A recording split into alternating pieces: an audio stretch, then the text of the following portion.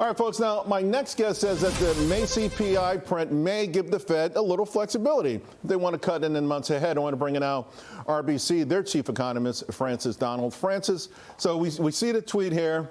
Let's just say the Fed did cut. I mean, what were you looking for before the CPI number, and what's changed since the CPI number? Well, we weren't actually looking for tariff impacts just yet, Charles, because even though we want to celebrate that inflation has come down, we know that historically tariffs actually take a little bit of time to But let me jump in 1 second because I'm hearing economists say that now. I wasn't hearing that in March. I was hearing batten down the hatches because what does Jay Powell always tell us?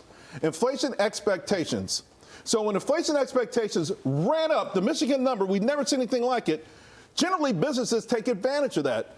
So I think it's a little bit of a cop-out because a lot of businesses, if they could have raised prices in March, May, and April, they would have. I don't think they have room to raise prices. Well, you're actually getting to the heart of why it's complicated to look at inflation right now, which is back when washing machines got tariffs in 2018, it took 4 to 5 months before we saw those tariffs actually infiltrate. Why? Because just as you pointed out in the prior segment, everybody rushed to purchase things like autos. There was massive front running. Those toy companies that wanted to bring all the board games for the year, they're already in inventory. So we got to see that inventory. All right, but I'm just saying, though, I believe businesses would have raised prices because the public thought prices were going to go up. That's what Jay Powell says. That's what the experts say. It's a psychology game, but they couldn't. This is what I saw today. This is the only places I'm seeing inflation. Major appliances, that's the weighting in an average person's household, 0.69% of your budget. Audio equipment, 0.57. Photography. All right, so let's say this stuff, it spreads and it starts to go.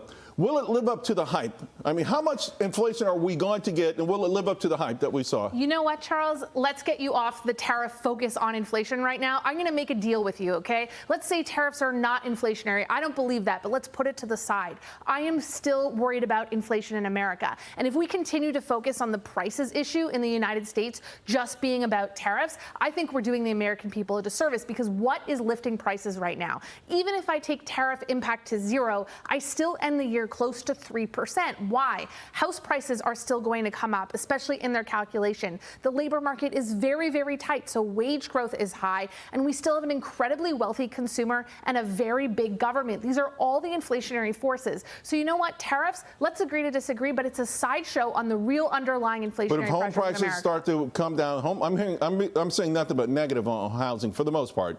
So that might start to wane a little bit. Doge didn't get $1 trillion, but they got a little bit maybe on the government spending side.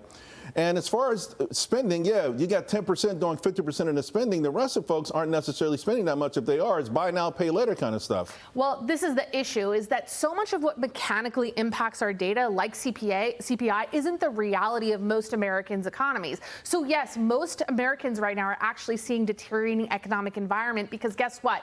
Prices are 25% higher than they were 5 years ago. But the top 10% of Americans are 50% of all of the spending in the economy. So there's a very big difference between how I forecast growth, which is heavily leveraged to that high-income household, and what's actually happening to the American economy. But doesn't that put the Fed in an awkward position? 100%. Because you can't have restrictive policy because the richest 10% are actually getting richer every time they get paid from their money market account and punish the rest of the population. That's a huge point. And the other issue the Fed is facing is not just that inequality issue, but they are hamstrung by this technical data, which is being all over the place rocketed by mechanical factors on CPI and labor. The labor market is going to stay on paper extraordinarily tight. Why? America does not need jobs. America needs workers. We are seeing the most amount of retirees ever. We have the highest share of those over the age of 65. If you want a job in America, you're likely going to be able to get one. The Fed is going to have trouble cutting. That's odd because on Friday we saw almost 600,000 people leave the labor force.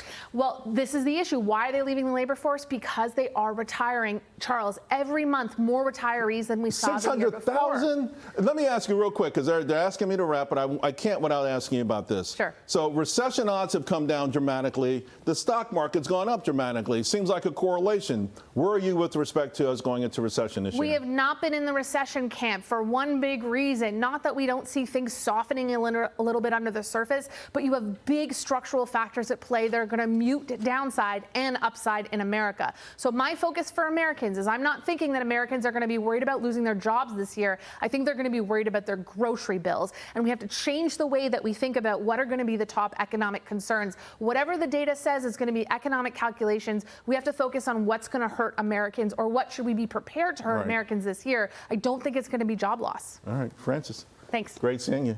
I don't see you often enough. You got to come down more often. I'll come back. Okay.